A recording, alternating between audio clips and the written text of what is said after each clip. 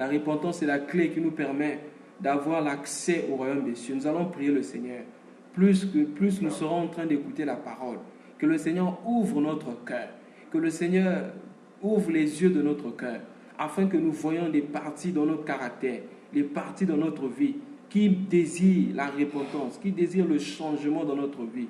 Et nous allons prier, bien-aimés, que pendant que nous allons écouter le message, même les messages qui seront placés sur Facebook, que les cœurs soient touchés, même les anciens messages, que les cœurs soient touchés, que les vies soient transformées, que nous ne soyons pas comme des auditeurs oublieux, mais que nous mettions en pratique ce que nous écoutons. Prions le Seigneur bien-aimé.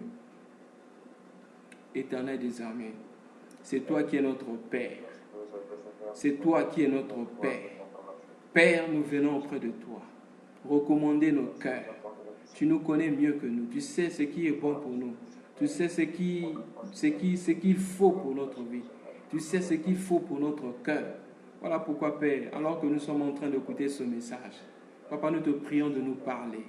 Alors que nous sommes en train d'écouter ce message, nous te prions, Papa, d'ouvrir les yeux de nos cœurs, d'éloigner de nous tout esprit d'incrédulité, tout esprit de doute, Seigneur, concernant la parole de Dieu. Voilà pourquoi, Père, nous ramenons toute pensée captive à l'obéissance à toi. Nous brisons, Seigneur, toute forteresse. Nous détruisons toute pensée qui s'élève orgueilleusement contre la connaissance de Dieu. Au nom de Jésus-Christ.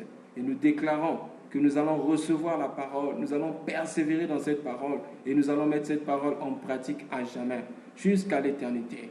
Au nom puissant de Jésus-Christ. Oui, bien-aimés, nous allons prier pour le serviteur que Dieu a choisi ce soir, que le Seigneur a choisi ce soir pour nous parler.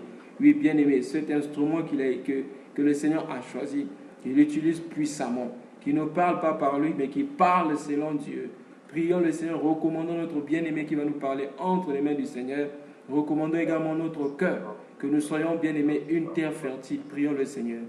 Oui, Papa, nous venons à toi. Nous te prions, Seigneur, parce que nous voulons t'écouter. Nous aimons mieux t'écouter, Père, parce que lorsque tu parles, Seigneur, tu donnes la vie. Lorsqu'un homme parle, Seigneur, c'est la mort. Mais quand tu parles, c'est la vie. Parce que ta parole est la vie.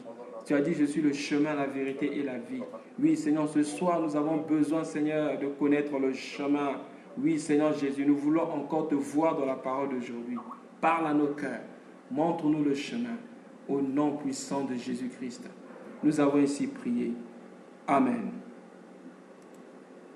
Oui, bien-aimé, nous voulons donner la parole à notre bien-aimé qui va nous parler ce soir. Le bien-aimé qui est choisi pour nous parler de la part du Seigneur ce soir. Si nous pouvons muter nos micros pour n'écouter qu'une seule voix. Que le Seigneur vous bénisse. Amen.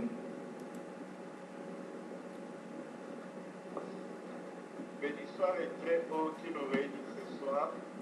C'est par sa force, sa grâce et sa bénédiction qu'on peut encore venir au pied de son trône pour entendre les paroles que Dieu seul peut nous dire. Dieu nous parle à cause de son amour. Dieu nous parle à cause de son élection.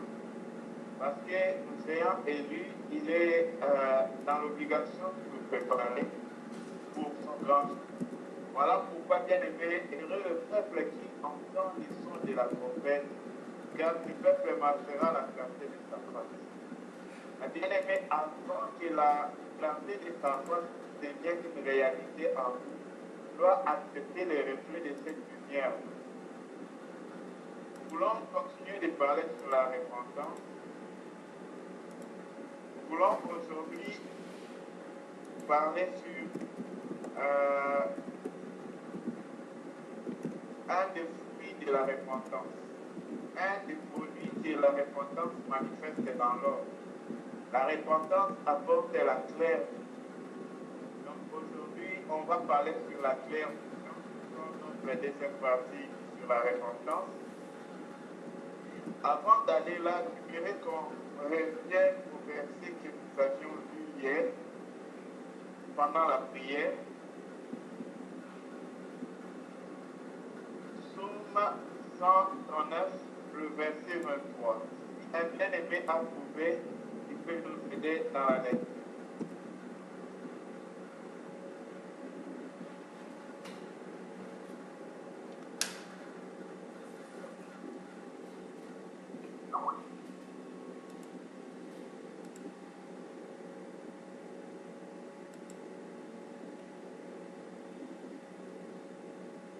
Sinon, je vais lire Psaume 139, verset 23. Ok, lisons. Sonde-moi, ô... Oui. Psaume chapitre 139, verset 23. Sonde-moi, ô Dieu, et connais mon cœur, éprouve-moi et connais mes pensées. Amen. Amen. Bien-aimés, la Bible nous parle des voies de l'homme. Les voies de l'homme sont juste devant les yeux de l'homme. Et ces voies-là ne sont pas juste devant les yeux de Dieu.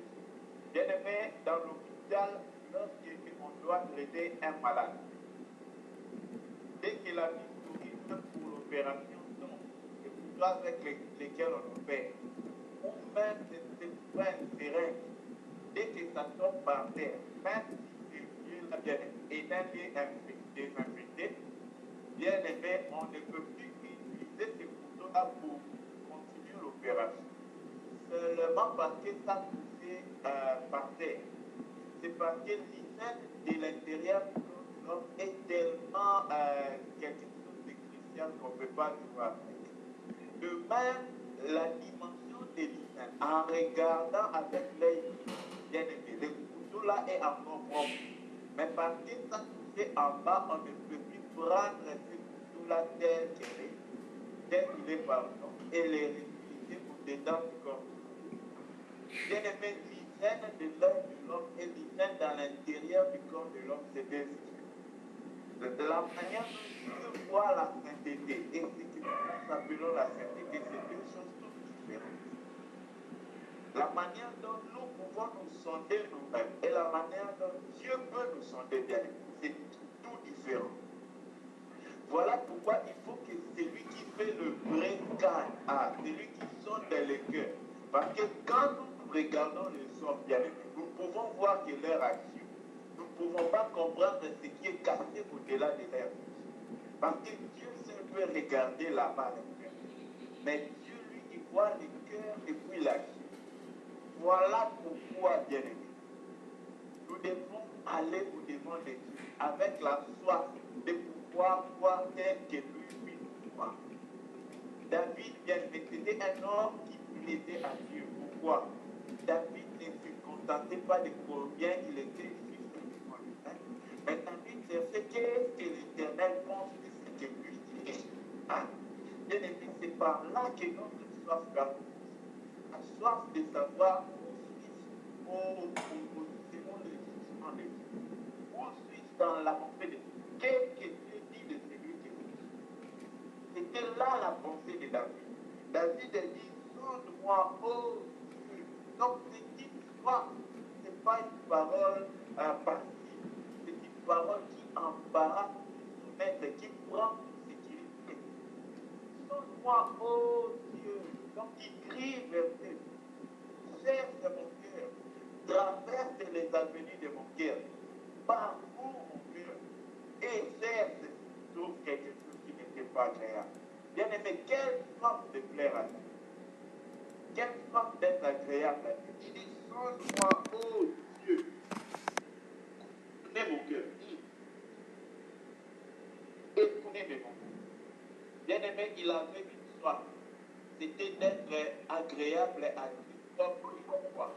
Pas comme lui, comme il est agréable. C'est ce qui nous est important, bien aimé. Nous devons chercher à être agréable à Dieu comme Dieu le pense, comme Dieu le déclare. Pas sinon notre vie. Bien aimé, c'est très essentiel à chaque moment que nous puissions nous poser la question. Pas seulement à nous-mêmes, mais à aller auprès de Dieu. Oh Seigneur, je veux tellement te plaire. Mais je ne sais pas si tu es vraiment satisfait. Bien aimé, personne de nous ne peut comprendre si Dieu est satisfait ou il est agréable à Dieu. Parce que notre œil, notre intelligence, notre compréhension, c'est comme l'œil, c'est pourquoi j'ai donné l'exemple de l'œil de l'homme qui voit la bistouri et le médecin qui connaît l'intérieur de l'homme qui ne peut pas prendre cette bistouri-là pour le corps. Parce que devant l'œil de l'homme, cette bistouri-là est propre. Mais dans l'hygiène du corps, c'est totalement infecté. On ne peut plus agréer cela. Ainsi, bien aimé, nous devons toujours aller auprès de Dieu. Seigneur, qu'est-ce qui en moi n'est pas agréable? bien aimé, l'essentiel pouvoir nous répartir. Le problème, c'est que les ténèbres est dans le noir. Dans le noir, on ne voit pas. Alors, il faut que la lumière vienne accuser les choses qui sont cachées dans les ténèbres. Le mal qui est caché en toi, en moi. Il faut que la lumière vienne accuser cela. Le problème maintenant, frère, c'est lorsque la lumière vient, il ne faut pas haïr la lumière. Parce que si nous haïssons la lumière, merci. Est-ce que ça va mieux maintenant? Allô? Allô?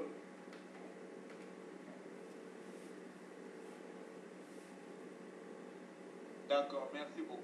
Donc, si nous haïssons la lumière, nous ne pouvons pas entendre parfaitement ce que Dieu dit. Oh, frère, je me souviens une fois à Kinshasa, à Lemba, il y avait des gens qui se résidaient quelque part sur la rue. Ils étaient en train de faire des œuvres qui sont bonnes pour les ténèbres. Et dès qu'une voiture est venue allumer les phares, les gens se sont directement fâchés. Ils ont crié à Lingala. Naniwana Pelisimuindabuto. Donc, qui est celui qui allume la lumière parce qu'on ne peut pas la lumière.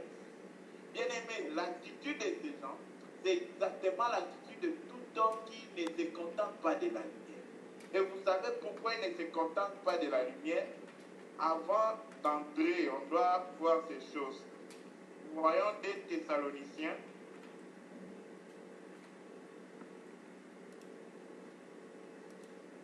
Deux Thessaloniciens. Le chapitre 2. C'est un verset qu'on a souvent lu. On va y revenir encore. Le verset 10. Des Thessaloniciens 2, le verset 10. Lisons 2 Thessaloniciens chapitre 1. Oui, vas-y frère Gauthier. 10 à 11, s'il vous plaît. 2 Thessaloniciens 2, 10 à 11. Et avec toute l'institution de l'iniquité pour ceux qui périssent parce qu'ils n'ont pas reçu l'amour de la vérité pour être sauvés. Aussi Dieu leur envoie une puissance d'égarement pour qu'ils croient au mensonge, afin que tous ceux qui n'ont pas cru à la vérité, mais qui ont pris plaisir à l'injustice, soient condamnés. Amen.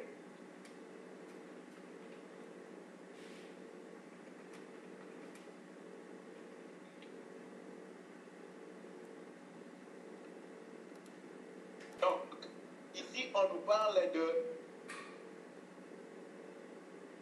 ceux qui n'ont pas reçu l'amour de la vérité. Bien aimé, écouter la vérité, c'est bien. Mais aimer la vérité, c'est ça le problème. Et la vérité dont on parle là, ce n'est pas seulement la parole de Dieu. C'est la réalité dans notre être. Un des mots qui identifie la vérité, c'est-à-dire la réalité. Donc, lorsque la vérité qui est la parole de Dieu vient dans ta vie, quand elle accuse le mal qui est dans ta vie, maintenant, aimer de recevoir cette vérité-là, c'est ça la réalité d'être. C'est ça chercher la réalité au-dedans de notre homme. Il faut aimer cette réalité, cette vérité-là, voir que non, ceci est comme ça, mais en moi, ce n'est pas comme ça. Parce que ce n'est pas comme ça, moi, je dois chercher le salut. Bien aimé, s'il n'y a pas l'amour de la vérité, je peux vous dire, même au bas du trône de Dieu, ça sera vain. Le problème est que Dieu ne force personne pour les changer. Dieu veut que l'homme accepte de venir se laisser changer par lui. Dieu veut que l'homme vienne. Il ne dit même pas l'homme, tu dois faire l'exercice A, l'exercice B, courir ou sauter. Non, non. Accepte seulement. Il dit dans Jérémie, même dans Apocalypse, souviens-toi d'où tu es tombé. C'est la seule chose. Reconnais seulement ton iniquité. Bien-aimé. Dieu veut que l'homme ait l'amour de la vérité. Quand la vérité accuse le mal en lui, que la personne ne défende pas le soi. Ces gens n'ont pas aimé la vérité. Vous savez pourquoi? Parce qu'ils voulaient défendre le moi. Aujourd'hui, bien aimés, qui sont ceux des fois qui nous aident à découvrir la vérité? Ce ne sont pas nos amis. Ce sont les gens qui ne nous aiment pas. Les gens qui nous disent du mal. Des fois, il te dit un mal, mais bien aimé, dans ce mal-là, ça vient te tailler, t'amener à être correct. Voilà pourquoi ne sois pas fan des gens qui rient toujours avec toi. Quand quelqu'un vient par exemple te dire quelque chose qui te blesse, bien aimé, peut-être c'est par là que tu vas découvrir la vraie vérité qui est en toi. Ne cherche pas à te défendre, cherche d'abord à écouter, dans ce qu'il m'a dit, est-ce que ça peut m'aider à devenir un meilleur chrétien? Est-ce que ça peut me changer encore? Qu'est-ce qui manquait dans ma vie? Bien aimé, si quelqu'un a pour objectif de devenir comme Christ, c'est comme ça qu'il va commencer à prendre même les mal que les gens lui disent. Voilà pourquoi, bien aimé, l'amour de la vérité, c'est-à-dire je m'en fous de ce que lui dit. Mais est-ce que ce que lui dit là, est-ce que Christ ne pense pas ainsi de moi?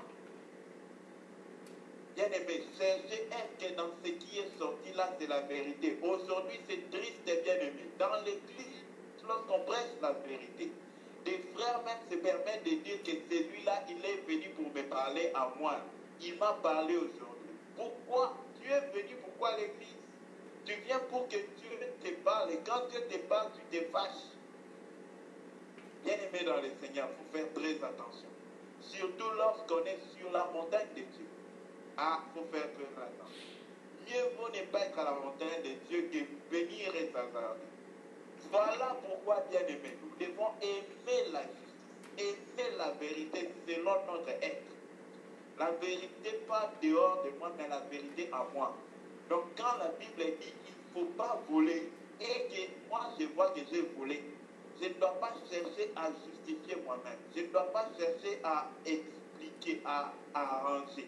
Dieu n'aime pas les explicateurs, ceux qui essaient d'excuser leurs péchés, ceux qui essaient d'expliquer pourquoi ils sont péchés. Dieu n'a même pas besoin d'explications. Le Père n'a pas demandé des explications au Fils prodigue. Quand le Fils prodigue est revenu vers lui, il lui a donné simplement, bien aimé, l'honneur d'un fils honorable.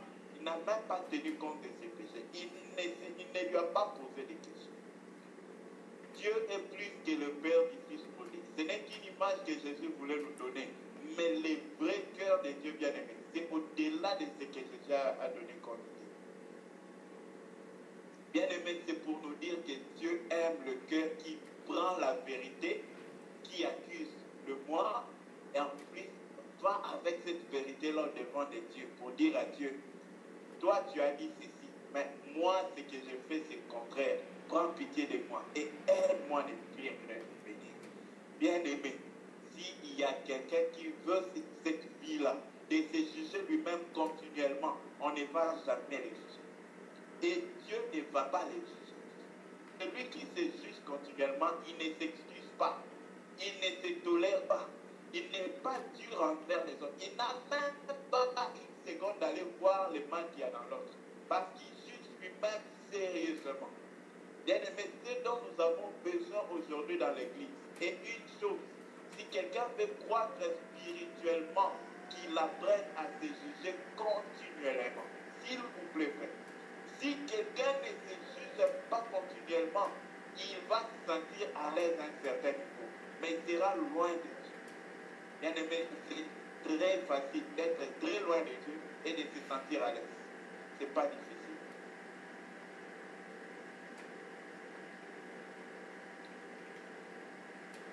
Donc on nous dit parce que ces gens n'ont pas aimé la vérité, qu'est-ce que Dieu va faire?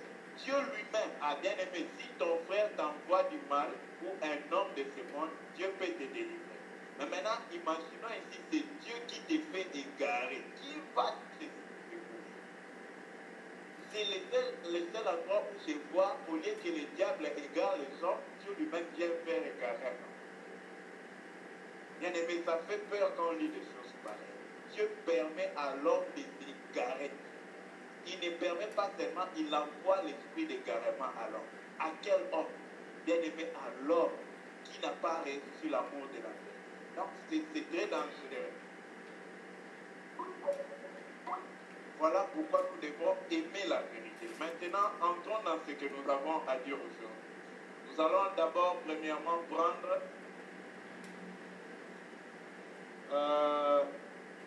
Marc, le chapitre 8, le verset 22 à 26.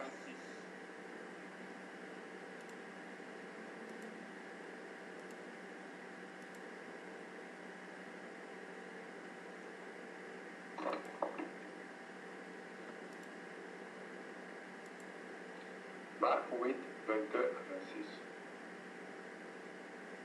Il se rendit à Bethséda et on amena vers Jésus un aveugle qu'on le pria de toucher.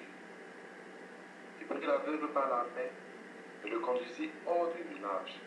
Puis il lui mit de la salive sur les yeux, lui imposa les mains et lui demanda s'il voyait quelque chose. Il regarda et dit, j'aperçois les hommes, mais j'en vois comme des arbres et qui marchent. Jésus lui mit de nouveau les mains sur les yeux, et quand l'aveugle regarda fixement, il fut guéri et vit tout distinctement. Alors Jésus le renvoya dans sa maison en disant, n'entre pas au village. Amen. Oui, j'ai bien aimé essayer d'ajouter la sœur Yolande. Donc, dans ce que nous venons de lire, on nous parle de l'aveugle à Bethsaïda. On nous dit que lorsque Jésus l'a rencontré, bien aimé, au verset 23, il l'a pris dans le village, et il l'a amené hors du village. C'est la première des choses qu'on fait. Il l'a pris dans le village et il l'a amené hors du village.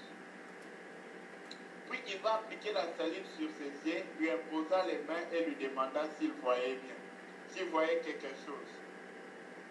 Il regarda et dit, j'aperçois les hommes, mais j'en vois comme des arbres et qui marchent. Ah. Bien-aimés, réalisons ici que ce n'était pas n'importe qui. C'était Jésus, le Dieu vivant venu du ciel, qui a imposé la main sur cet homme. Mais quand il a imposé la main sur cet homme, il a touché les yeux de cet homme. Malgré que c'était Jésus bien-aimé. Mais cet homme n'a pas bien vu. Nous comprenons que cet homme était atteint d'un aveuglement terrible. C'était parce que bien aimé, ce n'est pas parce que Jésus n'était pas trop puissant. Mais pourquoi fallait-il que Jésus le touche 2 fois pour que cette femme guérisse? Son aveuglement n'était pas un aveuglement aisé. Nous allons y arriver pour expliquer. Alors, nous devons aussi réaliser quelque chose, c'est que lorsque Jésus a prié pour cet homme, Jésus lui a posé la question. Il a répondu aussi à Jésus. Mais qu'est-ce que nous remarquons? Lorsqu'il a dit à Jésus qu'il ne voit pas bien, Jésus n'était pas offensé par l'honnêteté de cet homme. Expliquons d'abord ça. Mais aujourd'hui, c'est triste de voir dans l'église où on dit aux gens qu'il faut avoir la pensée positive. Quelqu'un est malade, il ne voit pas, on lui dit que tu vois, dis que tu vois, dis que tu marches. Fais, marche, mets un pas devant. Non, non. S'il marche, c'est qu'il doit marcher.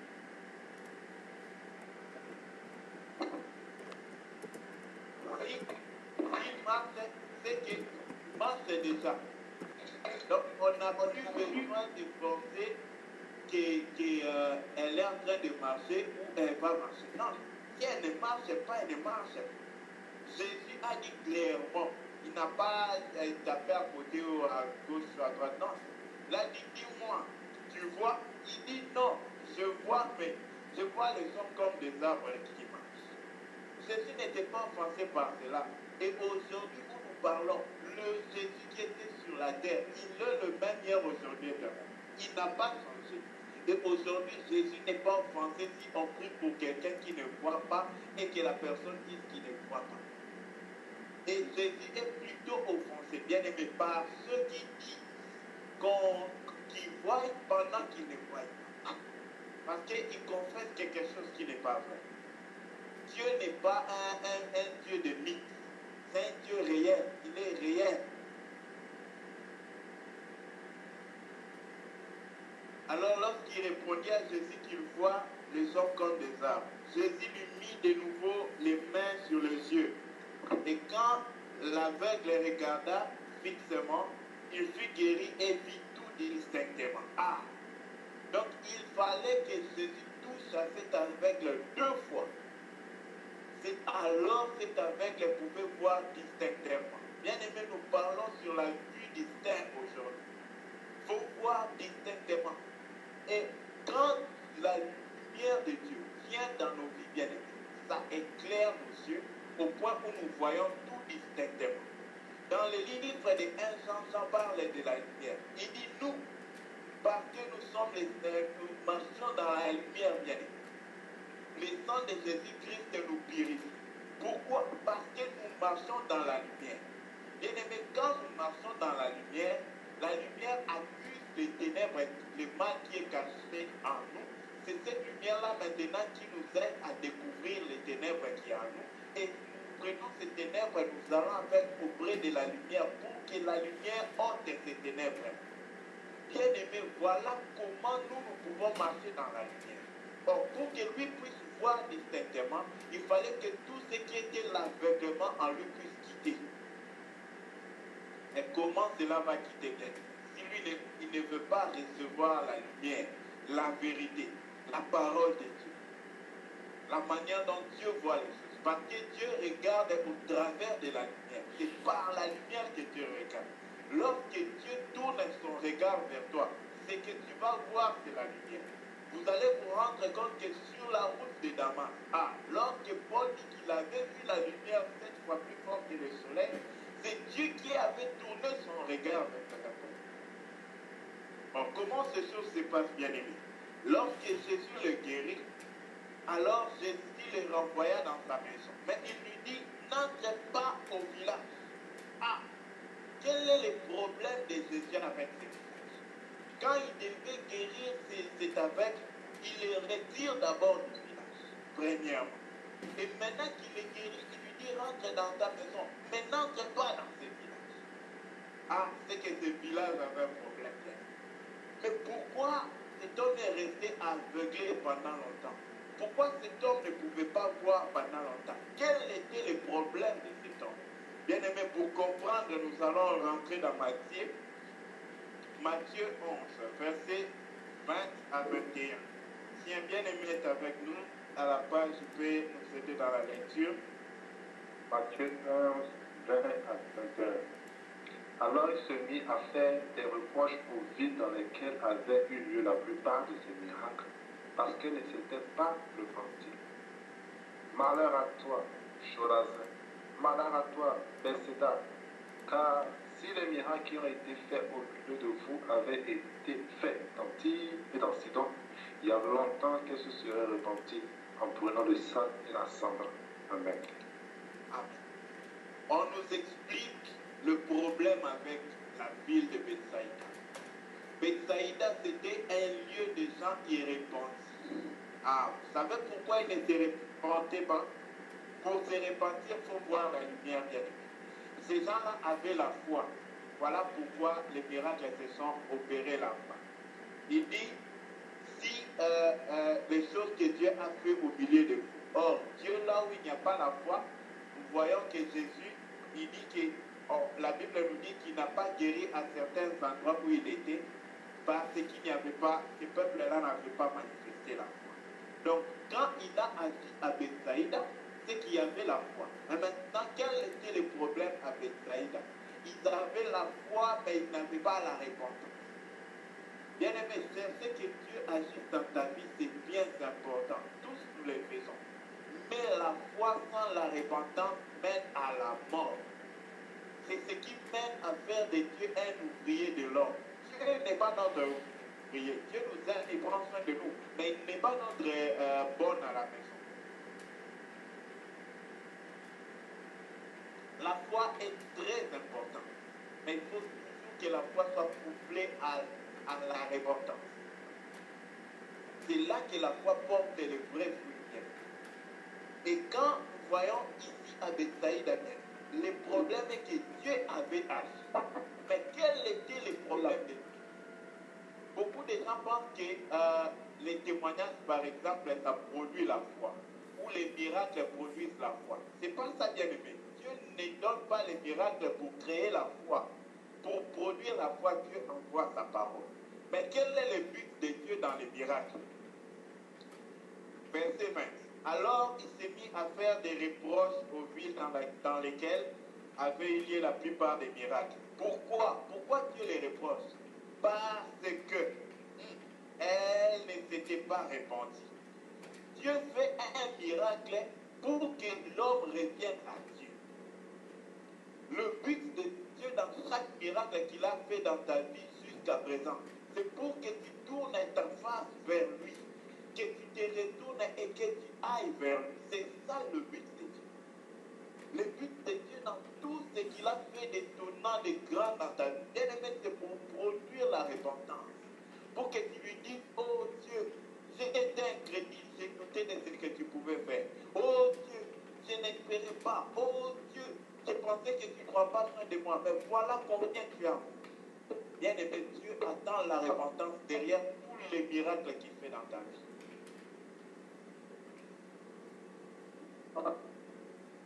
Voilà le problème de Dieu avec Bethsaïda.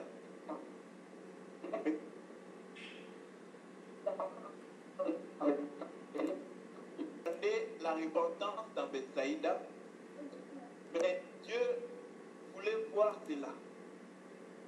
Maintenant, quand Dieu n'a pas vu cela, Dieu était mécontent avec cette fille. Le but pour lequel il ne se repentait pas, bien aimé, c'est le manque de l'amour de la vérité.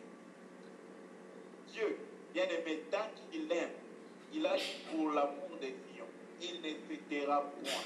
Donc, lorsque Dieu voit quelqu'un qu'il aime, qui se détourne du chemin de la vie, Dieu va toujours envoyer un canal pour lui tenir informé qu'il est en train de s'éloigner de ses carrés. Mais le problème, bien aimé, Dieu, il est tellement bon. Il a créé l'homme avec le libre choix.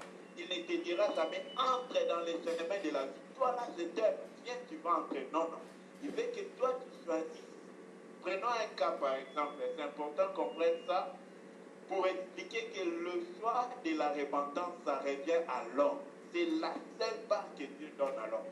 Pour pardonner tes péchés et changer ta vie, Dieu veut seulement que tu reconnaisses.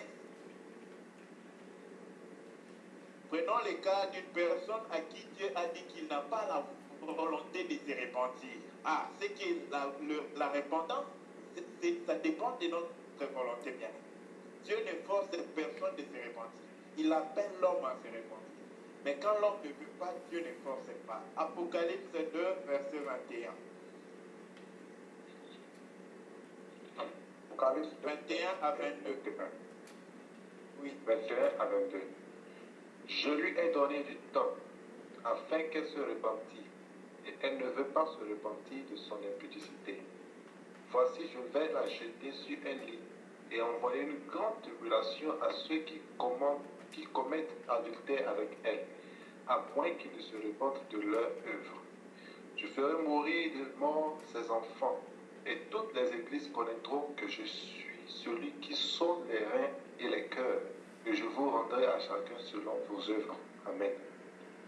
Amen. Bien-aimé, on nous parle ici de la repentance de la femme Jézabel. Cette femme ne s'est point repentie. Ah, pourquoi elle ne s'est point repentie? Elle ne veut pas se repentir. Donc la repentance, bien, c'est la volonté de l'homme. Ce n'est pas quelque chose invisible. C'est tu veux ou tu ne veux pas. Maintenant, quand tu aimes la vérité, la repentance devient authentique dans ta vie. Elle devient automatique et directe dans ta vie. Parce que qu'est-ce qui fait que tu acceptes ce qui accuse le mal en toi? C'est que tu veux te débarrasser du mal. Il y a deux personnes bien. Il y a un qui va prendre le bain et un autre qui ne prend pas le bain. Pourquoi un prend le bain? Parce qu'il veut se débarrasser de la saleté. Il ne veut pas que la saleté soit trouvée en lui. Il ne veut que la saleté soit en aucun cas trouvée en lui. Bien aimé. Mais un autre se dit qu'il est pur. Voilà pourquoi il s'en fout d'aller prendre son bain. Mais maintenant, qu'est-ce qui arrive, bien aimé? Lorsque l'un est prêt, c'est parce qu'il a accepté de se débarrasser de la saleté. Mais l'autre est resté impur parce qu'il a refusé le bain. Or, Dieu dit que le sang de Jésus-Christ nous purifie. Lorsque nous marchons dans la lumière, bien aimé, rien ne reste caché. Si tu marches dans la lumière, la preuve qui peut te confirmer que tu demeures dans la présence de Dieu, ce n'est pas lorsque tu parles en langue. Bien-aimé, c'est lors que tu découvres davantage tous les jours ce qui n'est pas agréable à Dieu dans ta vie. Parce que la présence de Dieu accuse l'iniquité de l'homme, accuse l'état de l'homme.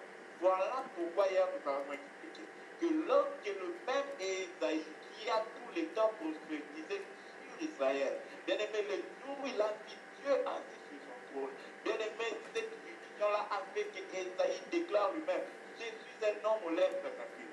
Donc il ne pouvait pas voir sa fille tant qu'il était devant Dieu. Devant Dieu, bien-aimé, l'homme se reconnaît péché. Et là-bas aussi devant Dieu, personne ne peut prendre le temps de lever les yeux pour voir les péchés de l'homme. Parce que là-bas, bien aimé, tu n'auras pas ce temps. Quand vous avez déjà vu un hôpital où les malades, un malade qui est malade, au lieu d'avoir pitié de lui-même, il est en train d'avoir pitié d'un autre malade. Qu'est-ce qui fait qu'il a pitié d'un autre? Un aimé, il ne sait pas qu'il est malade. Voilà pourquoi Jésus, un qui paraissait comme les malades, lui qui n'a jamais été malade, il a dit aux femmes de Jérusalem, ne pleurez pas pour moi, mais pleurez pour vous et pour vos enfants. Parce que lui, bien aimé, il avait déjà, il n'avait pas de maladie et il marchait pour ça, la gloire du Père. Mais vous qui pleurez avec les larmes pour lui, êtes-vous repentis de vos péchés? Êtes-vous dans la volonté de Dieu? Le seul qui demeure éternellement, c'est celui qui vit dans la volonté de Dieu. Oh bien-aimé, ceci est important pour nous dire que nous devons aimer la vérité. Ensuite, nous devons chercher à nous débarrasser. Celui qui accepte de se repentir, c'est celui-là dont les yeux vont voir clairement. Nous comprenons que cet aveugle de Bethsaïda, bien-aimé, il est resté aveugle. Pourquoi? Parce qu'à Bethsaïda, les hommes ne s'étaient pas répandus. Pourquoi ils ne se sont pas répandus? Parce qu'ils n'ont pas aimé la vérité qui a produit tous les miracles qu'ils ont fait là. Et Dieu attendait leur repentance. Il n'a pas vu cela. Dieu attend ta repentance. Verra-t-il cela? Hier, on a expliqué de quoi. En bref, hier, on a donné une idée sur cela. Pourquoi nous devons nous repentir? Bien aimé, parce que tous ont péché.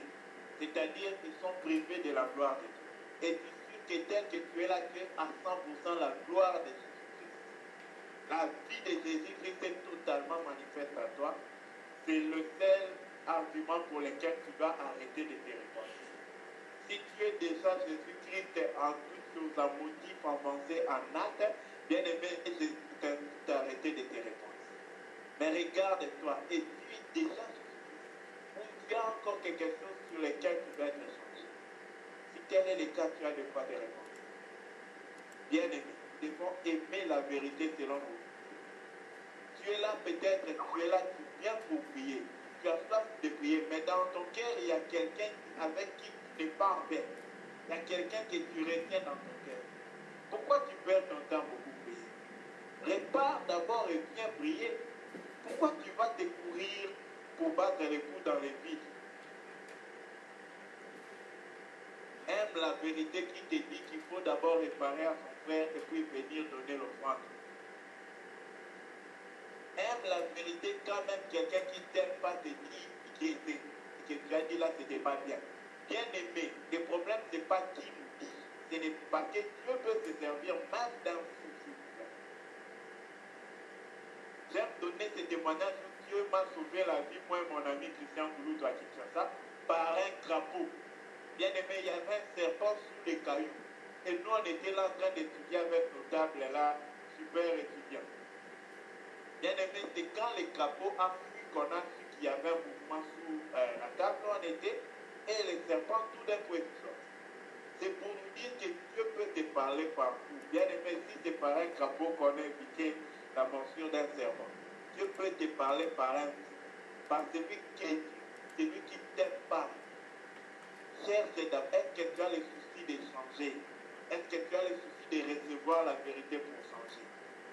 Peu importe qui le dit, mais regarde ta vie. Est-ce que ta vie est bonne? Est-ce que ta vie a quelque chose à ajouter dans ce que tu entends? C'est ça le problème avec Dieu.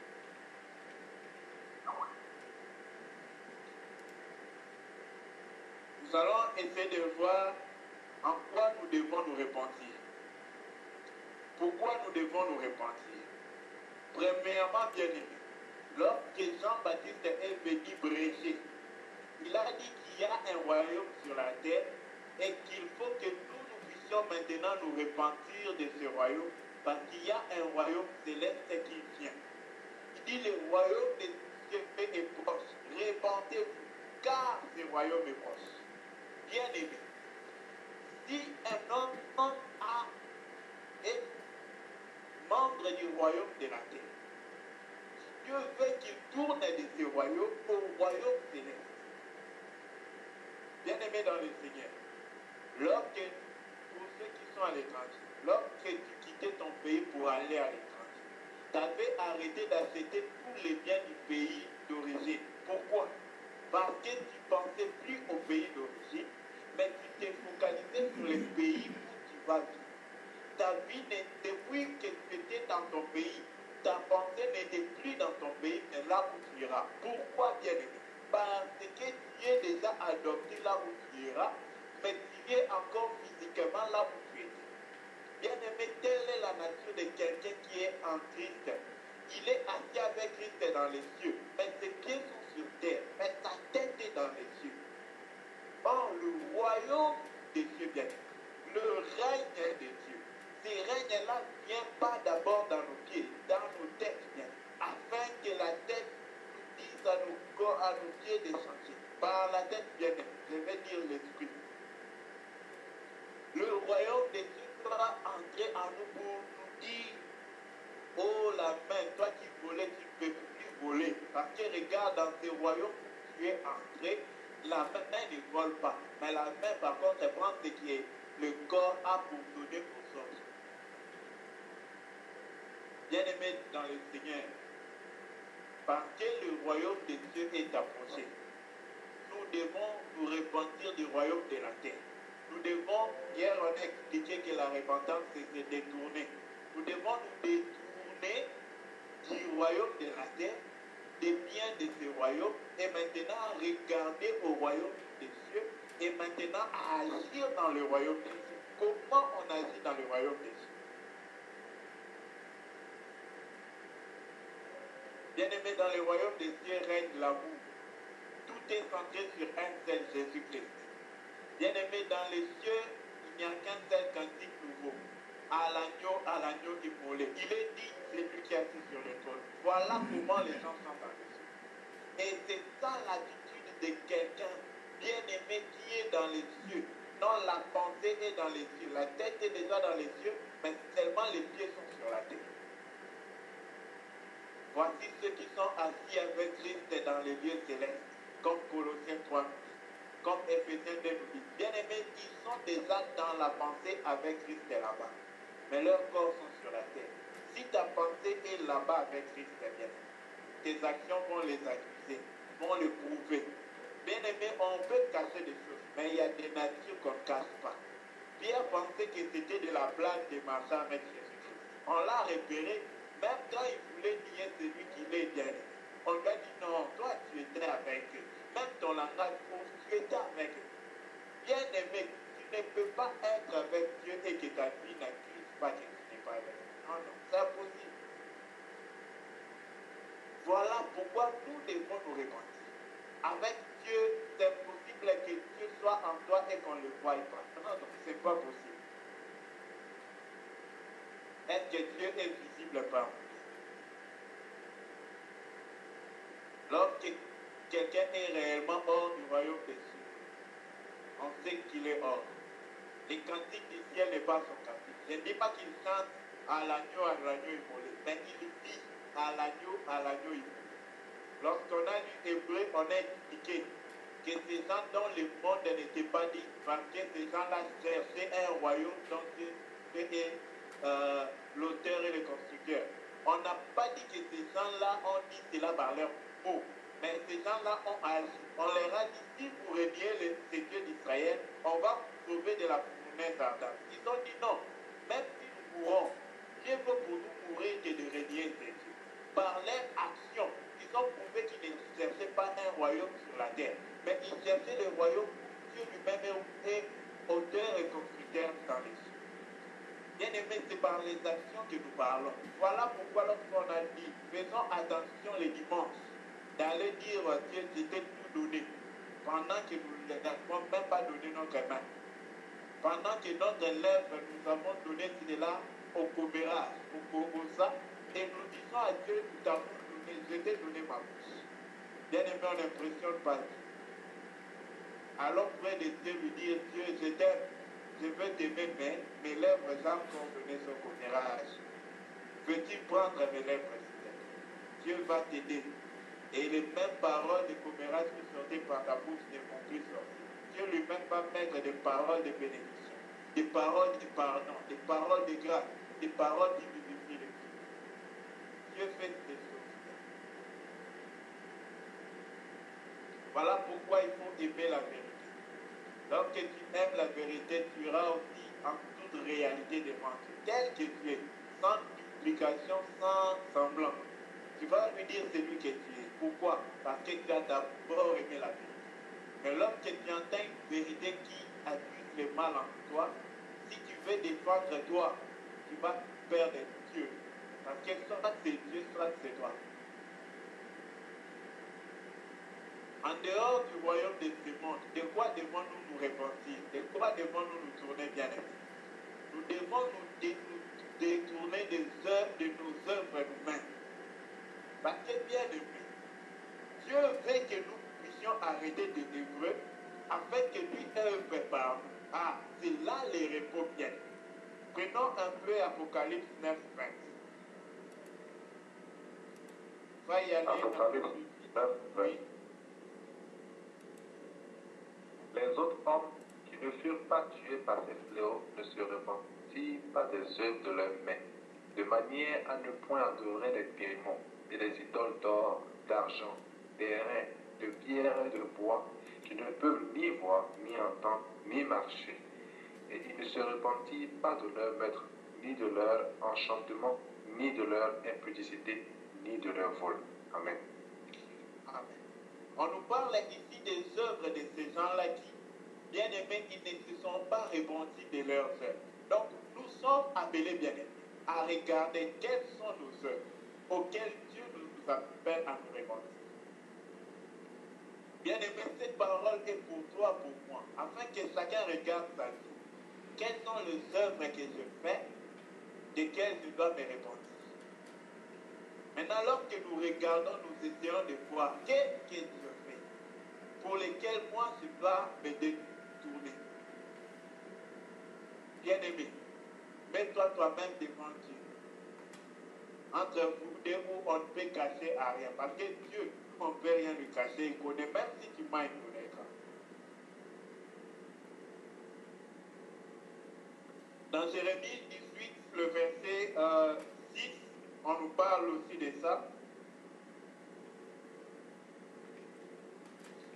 Bon, on ne va pas prendre ça trop de temps. Non, frère, si tu peux nous prendre Job 42, le verset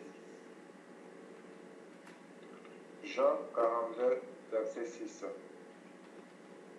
C'est pourquoi je me condamne et je me répands sur la poussière et sur la cendre. Amen. Amen. Bien-aimé, lorsque Job a vu Dieu, Job s'est repenti. De quoi Job s'était-il repenti? Pourquoi Dieu résistait-il à Job? C'est ce qu'on doit se poser la question. Dieu s'est mis en colère contre les amis de Job. Ils sont venus dire à Job, non, tu as péché, c'est pourquoi Dieu te frappe. Cherche dans tes souvenirs, est-ce que tu as péché contre Dieu? Bien aimé, Dieu leur a dit, Job n'avait pas péché. Mais de quoi Dieu était-il en train de résister à Job? Pourquoi Job s'est-il repenti? Bien aimé, il y avait quelque chose dont nous aussi nous devons nous examiner. Si cela est en nous, nous devons nous en repentir. Bien aimé, Dieu résiste à deux choses. Dieu résiste à la justice de l'homme et à la connaissance de l'homme. Vous allez voir que Job va dire, j'ai parlé en insensé. Pourquoi il dit en insensé? C'est que Job parlait avec son intelligence, sa connaissance, sa compréhension.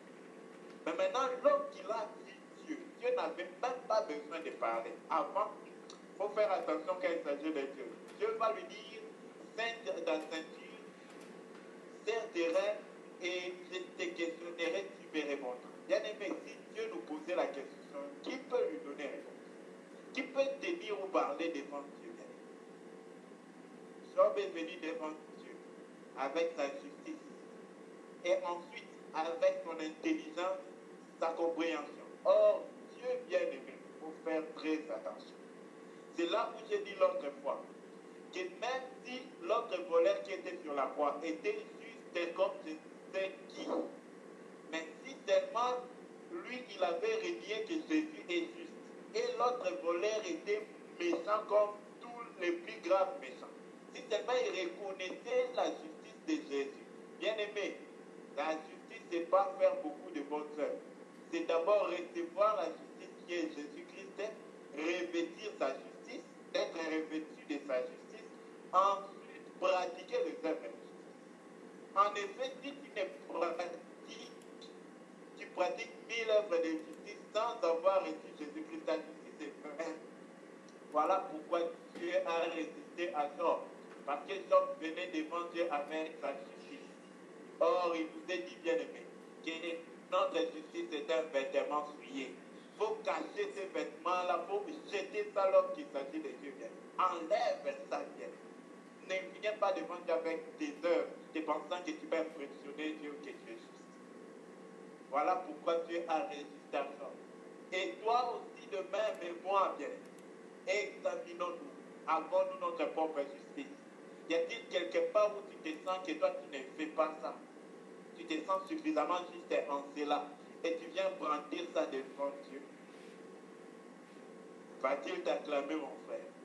Nous devons nous repentir de toute forme de notre propre justice et de tout appui sur nos raisonnements, notre connaissance. Notre connaissance ne va jamais impressionner Dieu.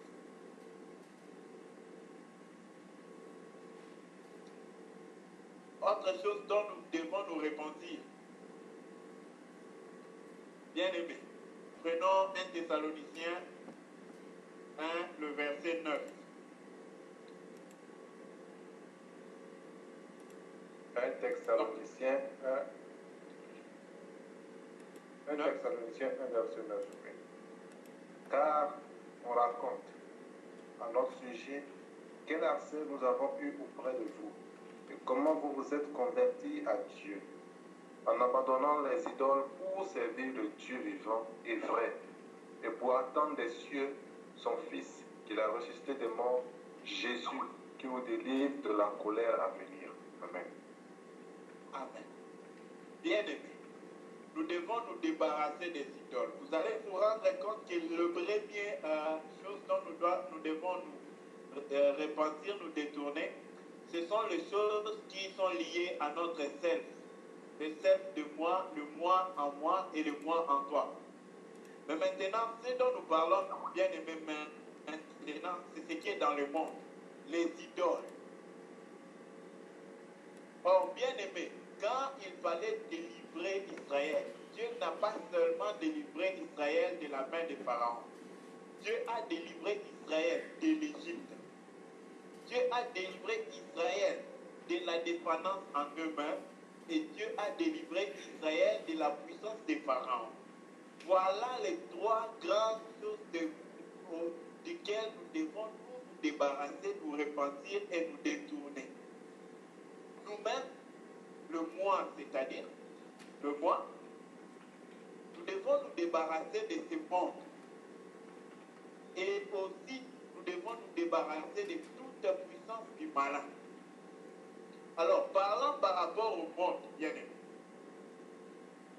Ici, on nous parle des idoles. Dans ce monde, il y a les biens qui possèdent l'homme. Ah, voilà pourquoi on va commencer par là. Il y a des choses qui possèdent l'homme. Dieu n'a pas dit qu'il est mal pour un chrétien d'avoir des maisons, de voitures. C'est une bonne chose. Dieu veut qu'un chrétien soit confortable, ayant les moyens de transport pour servir Dieu. Mais qu'est-ce que Dieu résiste bien? L'homme doit avoir une voiture.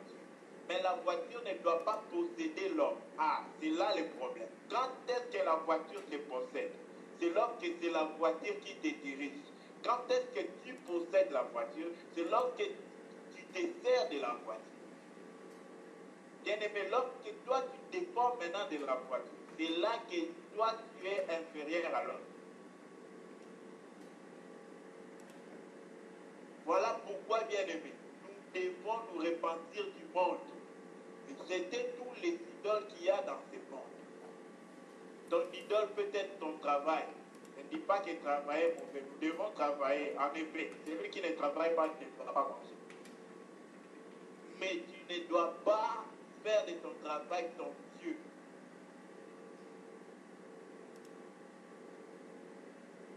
Bien-aimé, tout ce qui est dans ce monde, le bien, l'argent qui est dans ce monde, en effet, il n'y a que 2 maîtres sur cette terre. Si on nous demandait qui sont les maîtres sur cette terre, quand on a posé à l'homme le plus intelligent de tous les hommes, il n'a pas dit c'est Dieu et Satan. Non. Il a dit dans cette terre, sur cette terre, il y a 2 maîtres. Un, l'argent. 2, Dieu. Par l'argent, il parlait de tout ce que l'argent peut acheter. Bien aimé, toutes ces choses-là sont les 2 maîtres. Maintenant, toi, pose-toi la question. Lequel est ton maître? Les possessions de ce monde sont ceux qui dirigent ta vie, ou c'est Dieu qui te dirige avec ces possessions-là dans ta main. Là où est le cœur de l'homme, c'est là où est son trésor. Si ton cœur est emporté par le bien, bien-aimé, ce sont les biens-là qui sont ton maître, et ce sont ces biens-là qui sont ton trésor. Mais tu n'as pas Dieu. Mais hier, on a lu bien-aimé. Le bien-aimé, Dieu nous a donné ces passages dans 1 Jean 2, je pense c'est aux environs de 18-19, pour nous indiquer bien aimé que celui qui saisit ce monde, comme ce monde est déjà en train de passer, celui-là va passer aussi avec ce monde. Et nous devons faire très attention à cela. Aimer les choses de ce monde, c'est s'attirer bien aimer l'ennui, parce que ce monde dépasse déjà. Et ceux qui saisissent ce monde, bien aimés, vont passer avec ces choses. Pardon, ceux qui sont saisis par les choses de ce monde. Quand est-ce que tu es saisi par quelque chose? Lorsque tu penses que tu ne peux pas vivre sans ça. Que sans cela, tu n'es pas. Que sans cela, tu n'as pas. Bien aimé, dès que tu vois comme ça, c'est pas toi qui saisis les choses, c'est pas toi qui possèdes cela, c'est la chose-là qui te possède. Entre la métropole et la colonie, la métropole possède la colonie. Parce que la colonie dépend de la métropole. Bien aimé, de même, quand quelque chose est le centre de ta vie, tu vis au dépend de cela. Ce n'est pas toi qui possèdes la chose, c'est la chose qui te possède. Il faut faire très attention à tout ce que nous avons. L'argent, le bien. Bien aimé, tout ce que nous avons. Ah, Dieu peut-il trouver encore des hommes comme Job? Quand Dieu lui a pris tout, Dieu ne lui a rien laissé. Et enfin, c'était sur son corps. Bien aimé, il a dit à Dieu, j'étais venu ni je rentrerai ni. Il a répondu ainsi à ses amis. Et il va dire, bien aimé, que son nom soit béni. Qui peut bénir Dieu comme ça quand Dieu lui a tout dit? Il dit, même quand ma chair sera collée à mes os, l'Éternel s'élèvera pour moi. Il est mon espérance. Pourquoi cet homme voyait Dieu ainsi? Bien aimé, pour marcher avec Dieu, pour aimer Dieu, il ne faut pas être beau, il ne faut pas être riche, mais il faut avoir Dieu et rien que Dieu. Lorsque tu es possédé par autre chose, bien aimé, tu ne vas pas aimer Dieu. Si nous lisons les secrets des hommes, vous allez voir que dans Job 31, il va dire, si j'ai dit alors tu es mon Dieu. Quand est-ce qu'un homme dit alors que l'homme tu es mon Dieu? Or, argent, tu es mon Dieu. Bien aimé, c'est lorsque la personne va vous vivre au dépend de cela. Le seul dont l'homme doit dépendre, c'est Dieu. Bien aimé, tout ce qui est dans ce monde, la gloire de ce monde, tu es devenu esclave de la gloire. Tu veux qu'on te dise que tu es quelqu'un. Tu aimes quand les hommes te lèvent quelque part, t'apprécient, te louent. Bien aimé, l'amour de cette gloire-là que le monde donne, c'est un péché, c'est désagréable à Dieu. Quand tu aimes la gloire de ce monde, tu ne peux pas servir Dieu.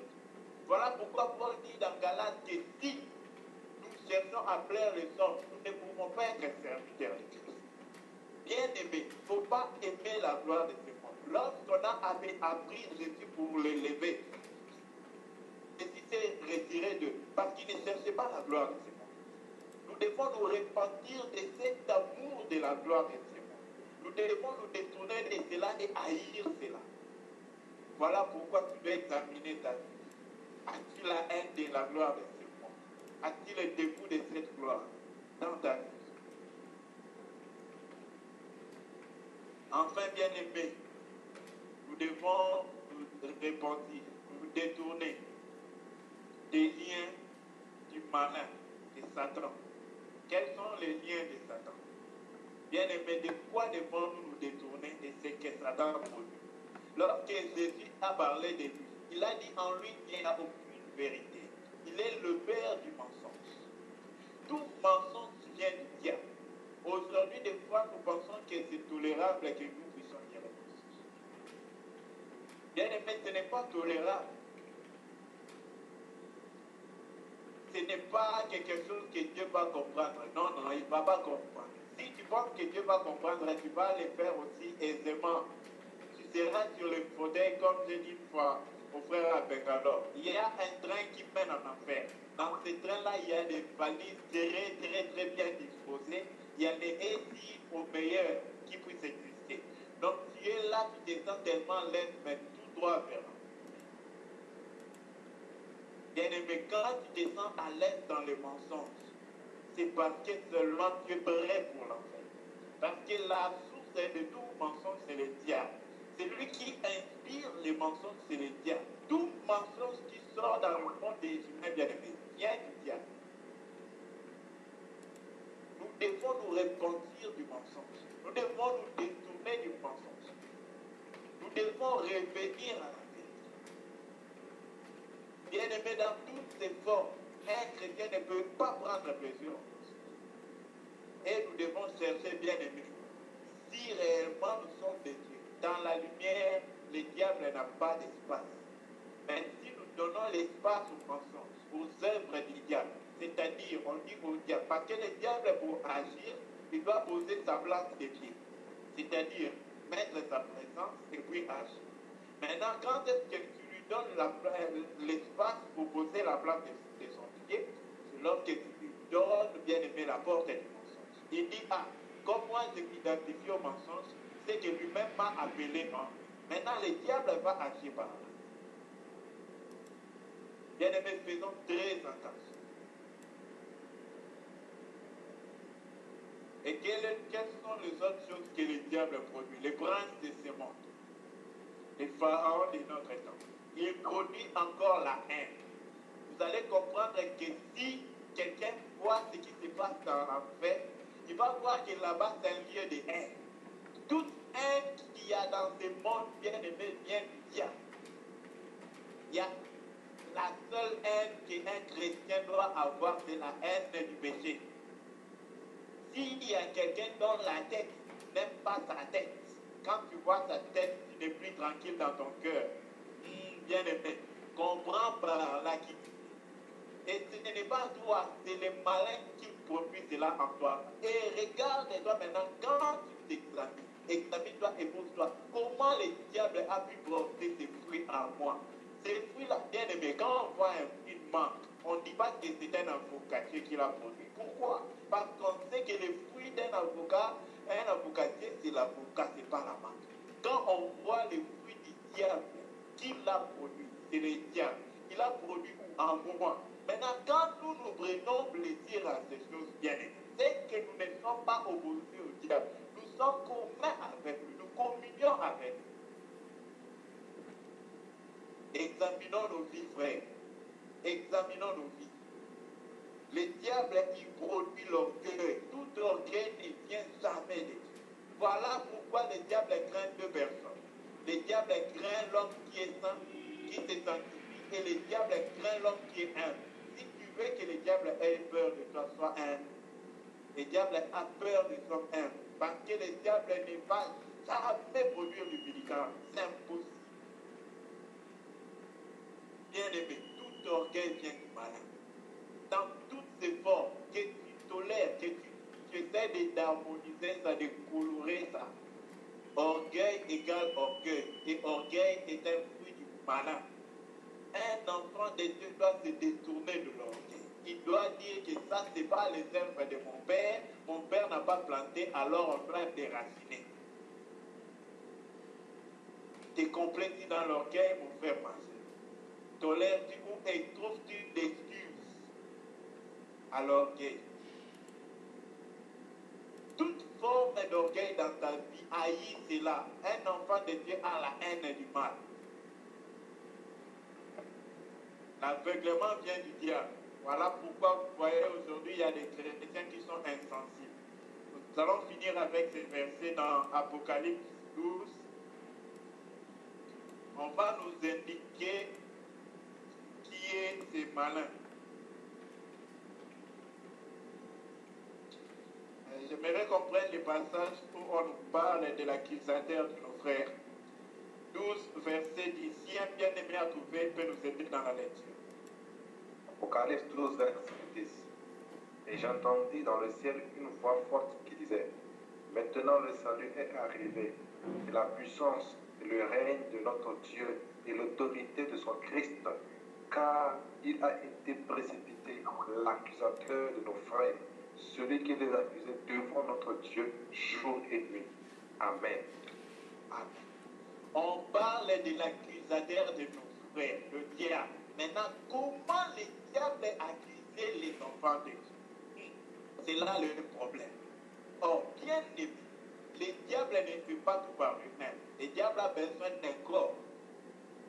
Lorsque tu te prends l'engagement d'aller accuser un homme, un frère, bien aimé, moi-même, même au travail, j'ai aidé à plusieurs fois tenter de faire ça. Mais c'est peur lorsqu'il faut accuser l'erreur que quelqu'un d'autre a fait. À chaque fois que j'ai ces sentiments-là, je me souviens de ces versets. Pourquoi, frère? Parce que bien aimé, c'est très dangereux. Toute accusation vient du malin. Tu peux donner ça tout nom que tu veux. Et si c'est une accusation, ça vient du diable. Pourquoi? On accuse parce qu'on fait un malheur. Le désir d'abord du mal, ça vient du diable. Même si quelqu'un t'a fait du mal, dès que dans ton cœur tu désires que le mal lui arrive, je te dis, ce n'est pas lui qui est mal, c'est toi qui es mal. Le désir du mal, que le mal lui arrive, qui est en toi là, ce n'est pas en lui, c'est en toi. C'est parce que ton cœur est mauvais. Voilà pourquoi un enfant de Dieu doit faire très attention. Lorsqu'il voit que le diable veut produire l'accusation en lui, qu'il sache que ça c'est pas mon père qui le produit, c'est le malin. Même si lui t'a accusé, bien aimé, il agit par les diables. Pourquoi toi tu veux aussi agir par les diables? Avez-vous déjà vu dans un hôpital un malade voir un autre malade, il dit, il souffre du sida, moi aussi j'ai souffert du sida. Ça n'existe pas. Mais pourquoi spirituellement nous préférons cela, bien aimé? Gloire soit rendue à Dieu. Donc, si Dieu le permet, on va parler du repentir des Dieu demain et laisser la place à nos frères pour nous bénir davantage sur ces thèmes. C'est un thème qui va beaucoup nous aider parce que Dieu a sûrement quelque chose à chaque fois qu'il parle. Frère Yves, merci beaucoup. Que Dieu te bénisse. Gloire au Seigneur. Merci beaucoup à tous. Merci. Amen. Oui, gloire au Seigneur. Merci beaucoup, bien-aimé Paul. Nous sommes très bénis. On voulait même que tu continues. Je ne sais même pas pourquoi tu as coupé. Dans le monde, on avait l'habitude de suivre les matchs. Pendant la prolongation, on ne coupe pas le match pour aller dormir. On veut finir le match, même si ça dure. Alors, les choses du royaume sont plus que les matchs qu'on avait l'habitude de suivre qui ne pouvaient rien nous donner en retour. Que le Seigneur nous bénisse encore et que le Seigneur te bénisse vraiment, bien-aimé. Nous allons sans plus tarder commencer par la prière. Le Seigneur nous a parlé. Avant qu'on ne donne le sujet, j'aimerais que chacun prie par rapport à ce qu'il a écouté. Parle au Seigneur. Prions le Seigneur. Avons-nous déjà, bien-aimé, accusé quelqu'un? N'oublions pas, bien-aimé, la Bible dit, lorsque le diable accuse, quand le diable accuse auprès de Dieu, le diable ne peut pas mentir parce qu'il sait que Dieu sait tout. Même lorsque tu as dit des choses vraies, c'est l'accusation. nous allons nous approcher du Père. Si il nous est arrivé d'accuser quelqu'un, parce que nous avons projeté le mal contre lui, nous allons demander que le Seigneur nous pardonne ce soir. Et que le Seigneur nous donne la force de ne pas avoir l'esprit d'accusation. Bien-aimé, au ciel, il n'y a que deux esprits. L'esprit du Christ nous emmène à intercéder, mais l'esprit du mal nous emmène à accuser. Celui qui cesse d'intercéder, il va commencer à accuser. Et celui qui commence à intercéder, il va cesser avec l'accusation. Prions le Seigneur bien-aimé. Père, nous venons auprès de toi. Nous avons aussi appris un autre caractère concernant le malin, c'est l'orgueil. La Bible dit que Dieu résiste aux orgueilleux, mais fait grâce aux hommes. Nous allons prier le Seigneur.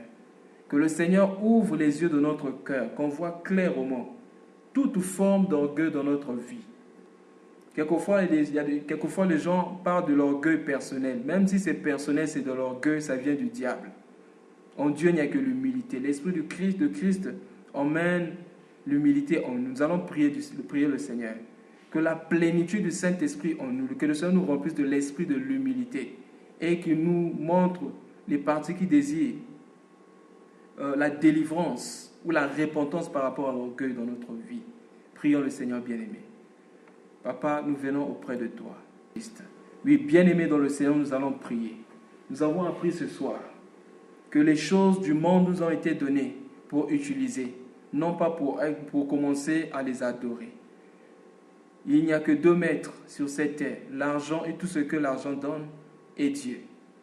Et lorsqu'on devient serviteur de l'argent, bien-aimé, on va commencer à haïr Dieu. Lorsqu'on devient serviteur de Dieu, l'argent ne va rien représenter devant nous. Nous allons prier le Seigneur qui nous libère de tout ce qui prend la place dans notre vie plus que Dieu. On nous a montré ici que même le travail peut devenir notre Dieu sans qu'on le sache. Même les enfants peuvent devenir notre Dieu sans qu'on le sache. Prions le Seigneur qui nous libère de toutes ces idoles, que le Seigneur nous libère de l'idolâtrie, afin que nous le servons lui seul, le véritable Dieu. Prions le Seigneur. Nous allons encore prier. Nous avons appris ce soir que la haine vient du diable. Seule la haine que nous devons avoir, la haine que doit avoir le chrétien, c'est la haine du mal, la haine du péché. Bien-aimés dans le Seigneur, nous avons lu la fois passée le passage de Proverbe qui dit que même lorsque notre ennemi tombe, nous ne devons pas nous réjouir de la chute de notre ennemi, du malheur de notre ennemi. Si nous souhaitons le mal dans la vie de quelqu'un, si même une fois nous avons souhaité le mal, ou quelqu'un était dans une mauvaise position, nous nous sommes réjouis dans notre cœur, même sans dire, nous allons nous approcher de Dieu ce soir, demander que le Seigneur nous pardonne, mais que le Seigneur nous donne d'avoir son cœur. Celui qui a l'amour dans son cœur ne peut même pas imaginer le mal dans la vie d'une personne, ni souhaiter le mal, ni attendre le mal, même si cette personne ne l'aime pas. Prions le Seigneur. Car il a dit, aimez vos ennemis. Papa, nous demandons ton cœur. Nous allons encore prier. Nous allons élever nos voix. Parce que nous avons appris qu'il y a 2 choses que Dieu résiste dans l'homme. Il y a la connaissance et la justice de l'homme. Si tu te sens pur plus qu'un autre être humain sur la terre, c'est que tu te sens juste. Et celui qui a vu Dieu va toujours voir son péché. Il ne verra pas le péché dans la vie des autres. Prions le Seigneur bien-aimé pour demander à Dieu qu'on se confie à sa justice et non pas à notre propre justice. Prions le Seigneur bien-aimé. Père, nous venons appris ce soir que si Dieu permet que nous passions par la repentance, c'est pour changer de monde. C'est pour quitter le royaume des ténèbres pour le royaume de la lumière.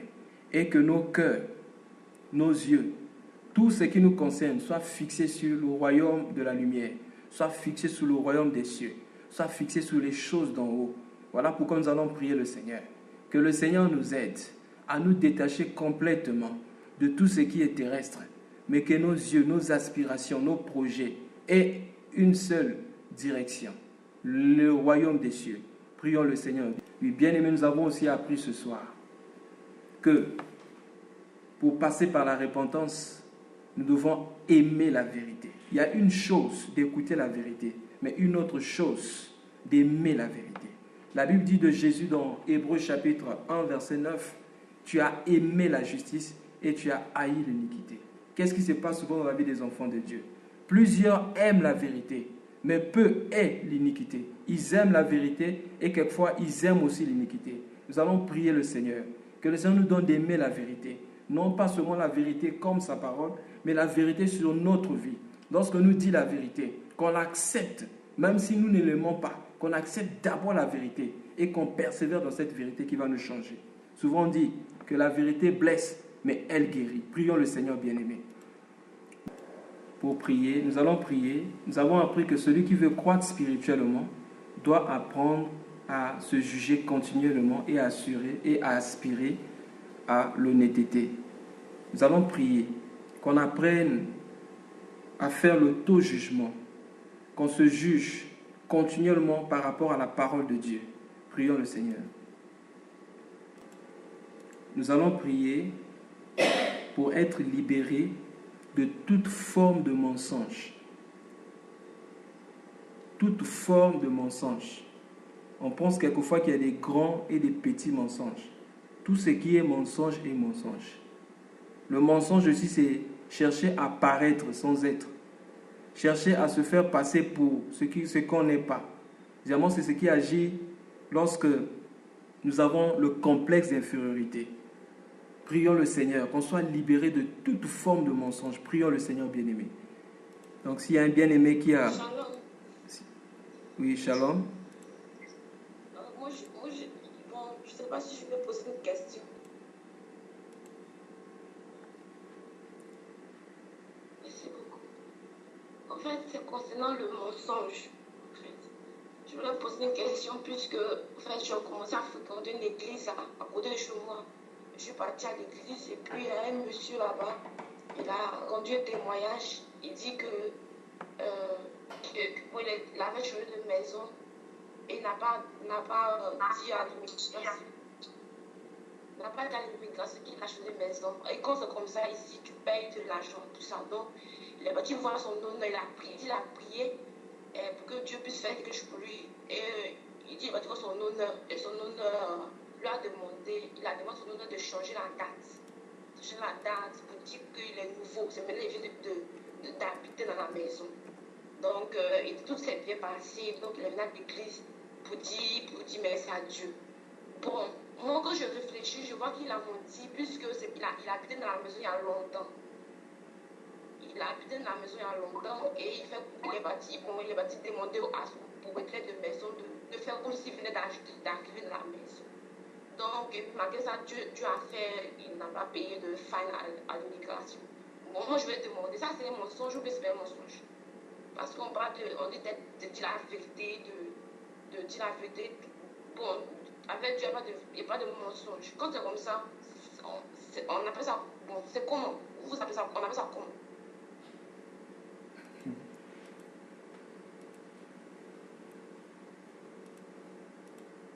Toi, Dieu.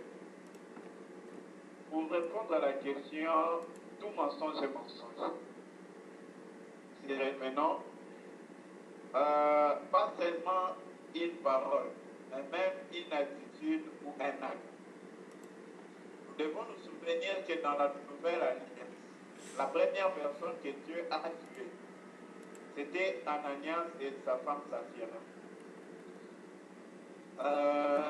Par rapport à ce que tu venais de dire, les frères ont menti. S'ils ne voulaient pas changer les noms, ils pouvaient simplement le dire à l'immigration qu'il est dans son ancienne maison. Et s'il pouvait payer les frais, payer les frais. Vous savez, le problème est que ça nous arrive des fois à penser que les mensonges est une raccourci ou une porte de sortie. Peut-être qu'on n'a pas d'argent ou on veut se justifier. Mais bien aimé, il faut que Dieu nous aide. Parce que les mensonges, c'est mensonge. Et Dieu n'aime pas le mensonge. Dieu ne produit pas le mensonge. Dieu ne communie pas avec le mensonge. Si le mensonge est porté par un habit, Dieu ne peut pas communier avec cet habit-là. Donc si c'est nos corps qui portent le mensonge, Dieu ne peut pas communier avec nos corps, c'est-à-dire avec nous.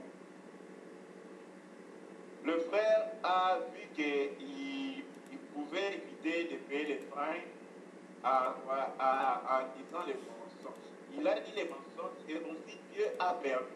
J'aimerais aussi toucher par là. Dieu permet. Dieu n'agit pas parce que nous faisons les bons. Dieu agit parce qu'il est amour. Tu vas te rendre compte qu'il y a beaucoup de voleurs que Dieu protège. Dieu peut faire que quand il vient voler, que le propriétaire de la maison soit là. Mais des fois, tu vois, le coup d'un voleur a bien réussi. Dieu a permis que le propriétaire de femmes même dort.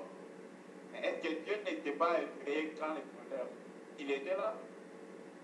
Dieu n'agit pas à cause de l'homme. Dieu agit comme il veut, cela lui plaît, mais pour sa gloire.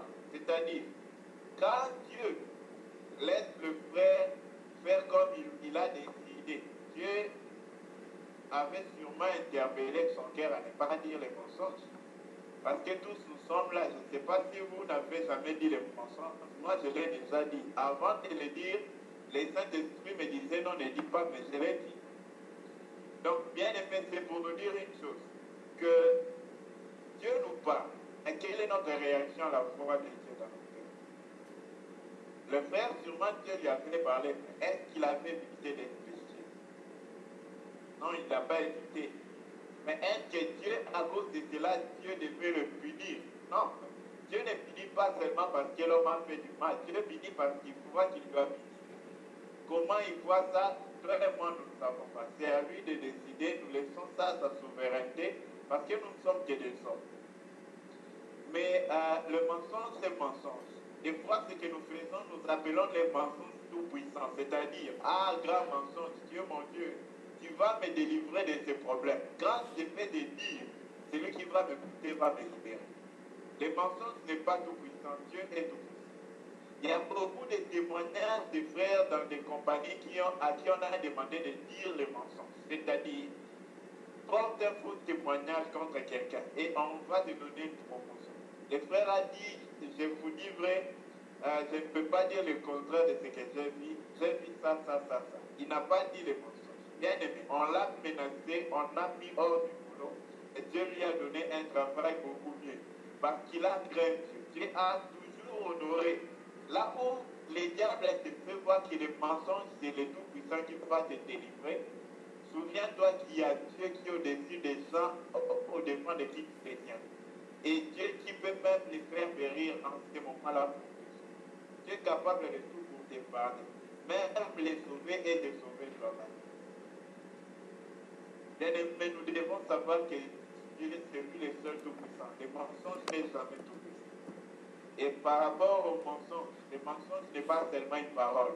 Ananias n'avait point parlé, mais il avait fait un semblant. Même un semblant, une fausse impression. C'est un mensonge. J'ai donné l'exemple d'un ami. Un jour, ils ont surpris leur petite sœur en train de voler les beignets dans la cuisine. Alors, sa maman dit ça, je savais qu'elle a assez maligne. Il demande à la fille, dis-moi qu'est-ce que tu faisais, un peu d'une manière comique en riant. La fille lui dit qu'elle est en train de compter les beignets. Mais quelle est la manière de compter? Comme quand elle reste dans la bouche, c'est un. Elle reste un deuxième beignet, c'est deux. Donc, elle veut excuser son péché. Elle veut trouver un canal. Tu n'as pas seulement besoin de mentir en parlant. Même en action, quand tu donnes l'impression d'être quelqu'un que tu n'es pas, tu es en train de mentir. Donc, toute action que nous faisons qui nous oublie bien aimé. Par exemple, tu arrives devant quelqu'un, tu ne l'aimes pas, mais tu fais semblant de sourire bien aimé. Tu ne l'aimes pas. D'abord, le mal que tu dois acquérir, ce n'est pas l'impression que tu dois donner, c'est d'abord ton attitude dans le cœur. Apprends à lever d'abord et puis viens sourire. Mais ce sourire-là n'est pas un sourire, c'est un mensonge. Guéris d'abord ton cœur de la haine et puis de cela un sourire véritable, authentique et réel face au cœur de Satan. Voilà pourquoi, frère, toute forme d'hypocrisie est un mensonge. Et un enfant de Dieu doit haïr l'hypocrisie. Que Dieu nous aide. Merci beaucoup, Sœur Rita. Je vous remets la parole. Merci beaucoup, bien-aimé Paul, pour cette réponse. Nous sommes très bénis, richement bénis. Merci beaucoup, Sœur Rita, pour la question. Et je voulais juste ajouter quelque chose par rapport au mensonge. Vous avez bien aimé, lorsque nous mentons, généralement c'est pour recevoir quelque chose de temporaire. Donc à tout moment, lorsque nous serons sur le point de mentir, nous devons savoir que nous sommes en train de faire un choix. Et tout choix déterminera le futur, déterminera notre éternité. Donc lorsque nous mentons, nous obtenons quelque chose de temporaire, mais certainement c'est pour rater ce qui est éternel, c'est-à-dire Dieu. Donc bien aimés, faisons très attention, même quand c'est un petit mensonge, comme on pense, chez Dieu il n'y a pas de petit ni de grand mensonge, mais c'est un mensonge. Merci beaucoup, sœur Rita. Est-ce qu'il y a une autre personne qui a une question? Allô, vous m'entendez? Oui, shalom frère Olivier. Oui. En fait, je vais faire un parallèle par rapport à ce que la sœur Aïda disait. Je ne sais pas si c'est pour faire. En fait, moi je viens de la Côte d'Ivoire, comme vous le savez très bien. Et là-bas, il y a un message qui vraiment se lit là-bas. Dans pratiquement certaines assemblées. À chaque fois, les gens font le parallèle avec la vie de Jacob, qui a, comment elle s'appelle, posé une action pour pouvoir usurper le droit d'aînesse et aussi pouvoir, comme on appelle, devant son père qui se fait passer pour Ésaü. Donc les gens disent que c'est la manière. Donc par moment, un chrétien peut arriver à faire la manière. En fait, les gens prennent les choses de l'ancienne alliance, les choses de l'ombre, pour pouvoir justifier certaines attitudes, certains mensonges. Il y a beaucoup, nous-mêmes dans le temps, on était vraiment pris par ce genre de messages-là. Donc, fait que même quand tu agis, tu te dis que tu agis conformément à la parole, conformément voilà. Donc, c'est pas la soeur qui est intervenue, le nom, j'ai oublié le nom, c'est. Allô? Oui, on écoute, frère. Tu peux continuer. Oui, Ida, je ne sais pas d'où elle vient, si le frère aussi également, donc c'est pas. Sinon, aller dans une assemblée et puis rendre un tel témoignage, et puis c'est vraiment, c'est pour dire que ça dépend du fondement que la personne a, et voilà, concernant les écritures, voilà. Donc, moi, j'ai eu plein de cas comme ça, et vraiment, c'est pour dire que ça dépend de la Bible, la foi vient de ce qu'on entend, et ce qu'on entend mieux la parole de Christ. Donc, si la source de sa foi est ce qu'il a entendu concernant le genre d'action chez nous au pays, on appelle ça la manière. Parmi un langage, la foi, un langage chrétien, moderne chrétien, je dis comme ça, il a fait la manière. Donc, la personne n'a pas menti, mais elle a fait la manière comme Jacob. Voilà ce que je pouvais ajouter un peu. Voilà. Allô? Amen. Merci beaucoup, frère. Voilà, pour rassurer la soeur que c'est du mensonge. Mais le mensonge souvent justifié par certains pans des Écritures que les gens n'arrivent pas à comprendre, qu'ils prennent dans l'ancienne alliance, mais dans l'ombre, pour pouvoir confondre certaines personnes et justifier leur mensonge en fait. Sinon, c'est du mensonge. Amen. Merci beaucoup.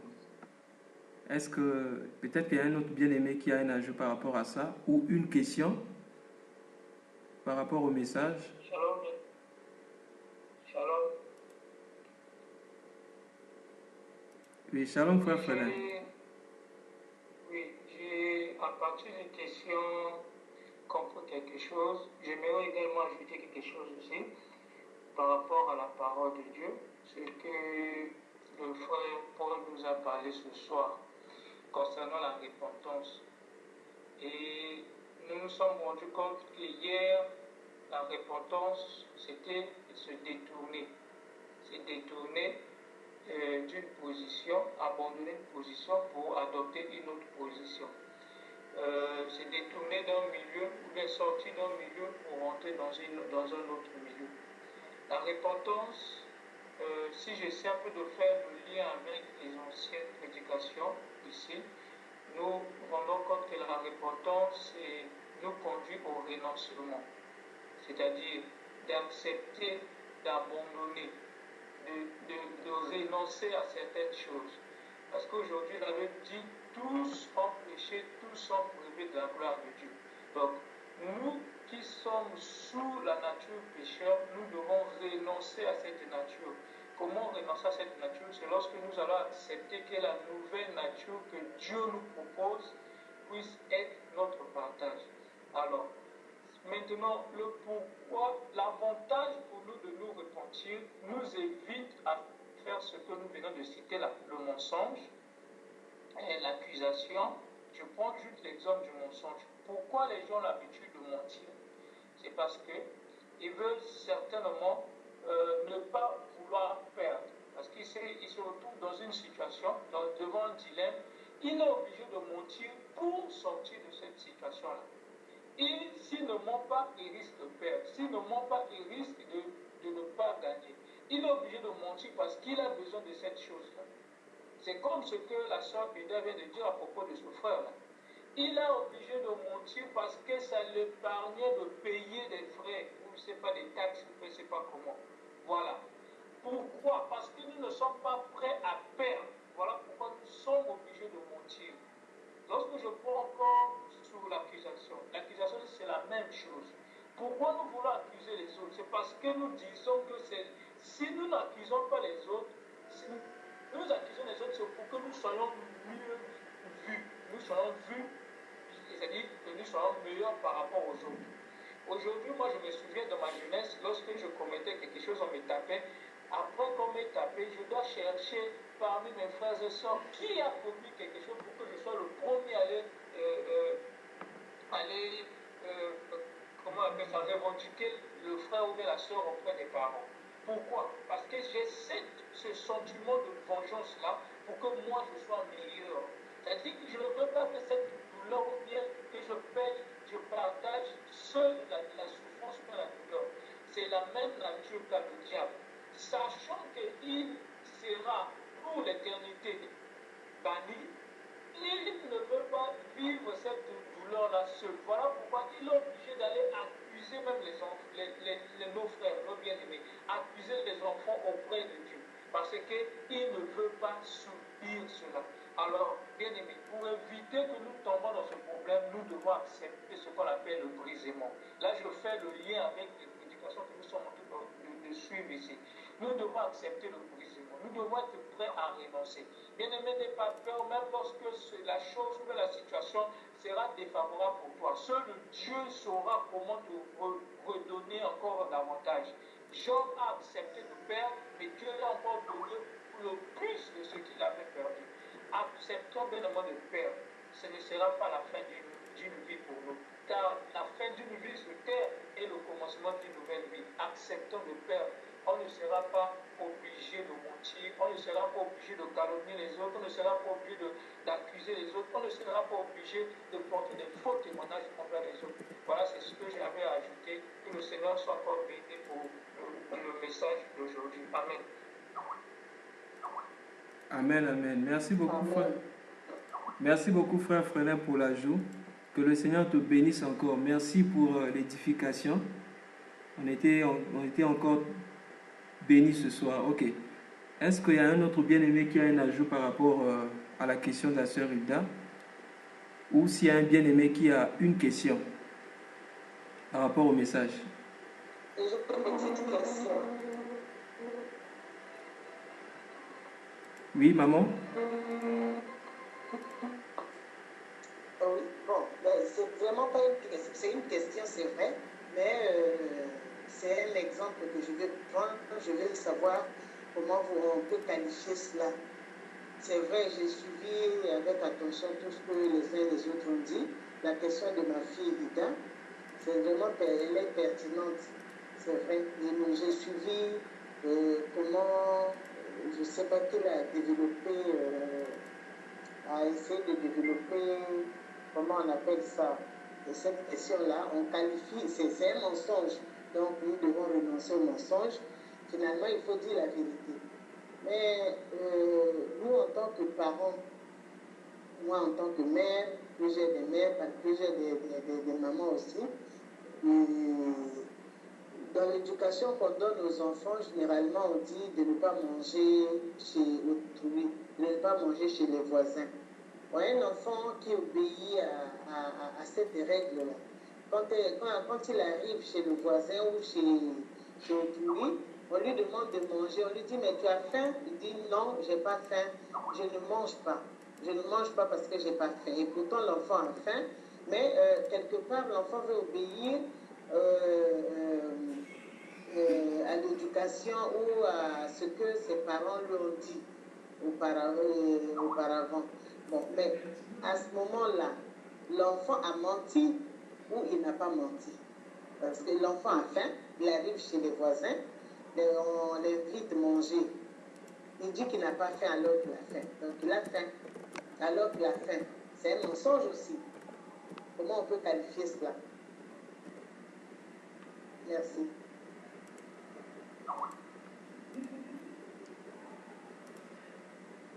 Shalom. Shalom. Oui, je vais essayer un peu de répondre à la question de maman. Si nous étions encore dans l'autre rive, on dirait qu'on trouverait toujours un moyen pour ne pas considérer ça comme étant un mensonge. Mais maintenant que nous sommes à Christ et que la lumière des choses doit nous aider, nous conduire, je pense que l'enfant a menti. Pourquoi l'enfant a menti? C'est ce que nous venons de dire. L'enfant n'a pas voulu dire la vérité de peur de faire passer sa maman d'une mauvaise personne, et ses parents des mauvaises personnes. Parce que si le voisin ou la voisine apprend que c'est à cause de ses parents que l'enfant ne peut pas manger, certainement que la voisine aura c'est-à-dire un regard différent de ses parents. Donc l'enfant est obligé de mentir. Ce sont des situations comme ça qui nous arrivent tout le temps. Parce que nous voulons protéger quelqu'un, parce que nous voulons cacher une certaine identité, nous sommes obligés de mentir. Voilà. Donc l'enfant, à cet âge-là, ne va pas comprendre qu'elle est en train de faire quelque chose de mauvais. Elle considère, elle réagit dans le but de seulement protéger les parents. Mais lorsque nous venons à Christ, nous comprenons que ça, c'est un mensonge. Parce que lorsque tu dis le contraire de ce que tu penses, dans un but de cacher la vérité, c'est ça un mensonge. Donc c'est comme ça que j'allais peut-être répondre à la question de maman. Je ne sais pas s'il y a quelqu'un qui a encore quelque chose à ajouter. Ok, Shalom. La question est très pertinente, mais je vais répondre un peu en donnant un témoignage. La Bible dit que lorsque vous jeûnez, que personne ne doit savoir que vous êtes en train de jeûner. Alors une fois, pendant que j'étais en jeûne, je suis arrivé quelque part, on m'a présenté la nourriture. Comme il fallait que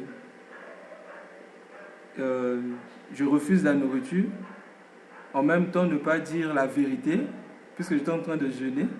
Donc j'ai dit, j'ai déjà mangé, mais j'ai mangé une nourriture qu'eux ne connaissent pas, c'est-à-dire la parole de Dieu. Je vous remercie.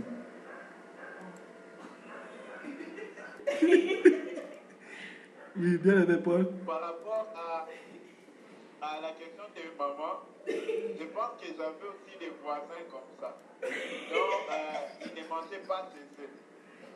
Et chez autrui. Et leurs parents leur avaient clairement dit, si vous allez là-bas pour jouer les jeux vidéo, si on vous présente à manger, dites que papa a dit qu'on ne mange pas chez autrui. Donc, on savait que c'est le papa qui a interdit. Mais on ne forçait pas non plus les enfants parce que ce n'est pas poli envers leur papa de forcer les enfants qui ne peuvent pas trop dire non à manger chez autrui. Donc, c'est aussi bonne pratique de proposer aux enfants de dire la vérité et ça va les épargner de répéter cette vérité-là plusieurs reprises. Vous savez, lorsque déjà nous donnons notre position de ce que nous sommes, notre entourage connaît ce que nous sommes et ne nous embête pas trop. Mais lorsque nous nous cachons un peu, c'est là où ils sont beaucoup plus fragiles. Donc, depuis les jours où ces enfants nous ont dit non, on ne mange pas chez autrui, papa veut dire qu'on ne doit pas manger chez autrui. Donc, ces jours-là même, j'ai dit à mes petits, il ne faut plus jamais forcer ces enfants à manger ici je ne veux pas dire qu'il faut être égoïste, il ne faut pas les insister à manger. Quand la bouffe est prête, dites-leur seulement qu'on peut aller manger. S'ils ne bougent pas, ne bougez pas. Ne les insistez pas, n'appelez pas. Respectons leur papa. Donc, il y a de quoi dire la vérité aux enfants et d'une manière honnête. Parce que des fois, c'est nous-mêmes les parents qui, en tolérant cela, nous apprenons petit à petit aux enfants de mentir. Je me souviens de ma petite sœur qui en Inde, quand elle était petite, une fois maman s'est reposée, mais il y avait quelqu'un qui venait souvent la féliciter pour demander de l'argent. Alors la petite, elle était têtue. Maman a dit qu'elle dormait et que si la personne venait, qu'on dise à la personne qu'elle dort et qu'elle n'est pas là. Alors quand la personne est venue, la petite sœur, comme elle était très intéressante lorsqu'elle était petite, elle dit, maman a dit qu'elle n'est pas là. Donc, le visiteur a compris que maman est là, mais elle a dit qu'elle n'est pas là. Quand la personne a compris, elle ne veut pas partir, elle est restée là. Quand les aînés sont sortis pour voir la personne, pour dire non, maman n'est pas là, elle ne pourra pas vous recevoir aujourd'hui. Elle dit non, non, votre petite sœur m'a dit la vérité. Maman a dit qu'elle n'est pas là. Donc, elle a seulement dit qu'elle n'est pas là, mais elle est là sûrement. Donc, la personne est restée là jusqu'au soir, jusqu'à ce que maman est sortie. Elle a dit oui, sûrement les enfants ne savaient pas, j'ai dormi. Mais en réalité, on entreprend les mensonges à l'enfant. Heureusement que la petite sœur avait refusé les mensonges. Donc, il nous convient de dire la vérité aux enfants. Il ne faut pas avoir peur de blesser les hommes que de blesser Dieu.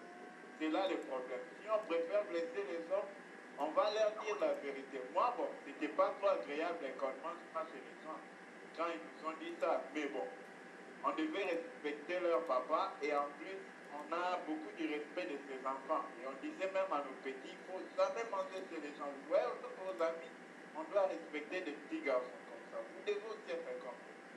Donc, ils étaient devenus des exemples, même si ce n'était pas agréable, c'est nous qu'un visiteur dit cela. Merci beaucoup. Amen. Merci beaucoup, bien-aimé Paul. Donc, ce qu'il faut faire, c'est apprendre aux enfants à dire la vérité et que, s'il le faut, que le quartier connaisse les fondements qu'une famille a posés dans la vie de ses enfants, disons que les parents ont posés dans la vie de leurs enfants, disant qu'eux ne mangent pas chez les gens. Et cela va aider aussi les enfants à grandir en disant la vérité. Car la Bible dit, enseigne à l'enfant la voie qu'il doit suivre quand il est encore petit.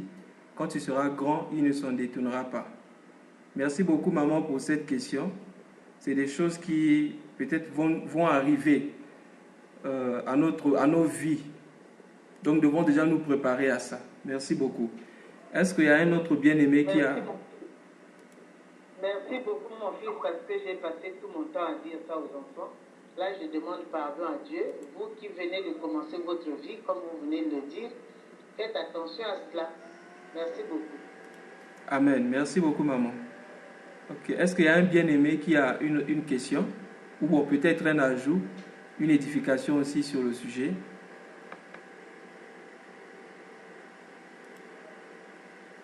Amen. Oui, frère Yves. Oui, j'ai une question en fait. Je voulais savoir, il y a un exemple dans la Bible en fait où il y a Abraham, lorsque Dieu avait dit à Abraham que sa femme allait avoir un enfant. Et lorsque l'ange, en fait, Dieu est venu visiter Abraham pour demander il y a un moment Dieu a demandé à Abraham pourquoi sa femme était en train de quoi je me souviens plus du passage. Pourquoi sa femme était en train de douter de quoi de rire. De dire autre chose par rapport à... Oui, voilà, de rire. Et qu'Abraham a répondu qu'elle ne riait pas. Est-ce que c'était un mensonge ou c'était une vérité? Ok. Bon, par rapport à Abraham, Abraham n'avait pas vu Sarah rire. Par rapport à Abraham, Abraham n'avait rien dit. Mais Sarah avait dit qu'elle ne riait pas. Mais l'ange lui a dit, c'est pour toi que tu es en train de rire. Elle avait menti. C'était un mensonge. Je ne sais pas s'il y a un bien-aimé qui veut dire quelque chose par rapport à ça.